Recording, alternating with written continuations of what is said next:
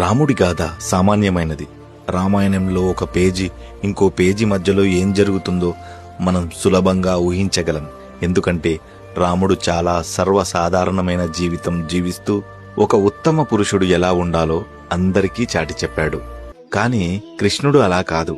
అసాధారణమైన, అసలు ఊహించడానికి వీలులేని జీవితాన్ని సాగించాడు. ఒక పద్యం, ఒక అధ్యాయం చదివితే కృష్ణుని గురించి పూర్తిగా తెలుసుకోలేము. తర్వాత జరిగేది ఏంటో కూడా ఊహించలేము. అంతటి విభిన్నమైన శైలి కలిగిన జీవితం కృష్ణుడిది.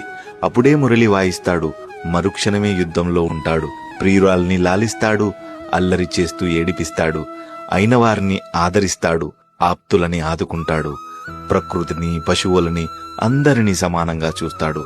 అందుకే పరిపూర్ణమైన యుగపురుషుడి జీవితం ఊహకి అందనంత దూరంగా ఉంటుంది. వారి మౌనం, వారి మాటలు, వారి కోపం, వారి ప్రేమ సామాన్యమైన వ్యక్తులకి అర్థం కావు.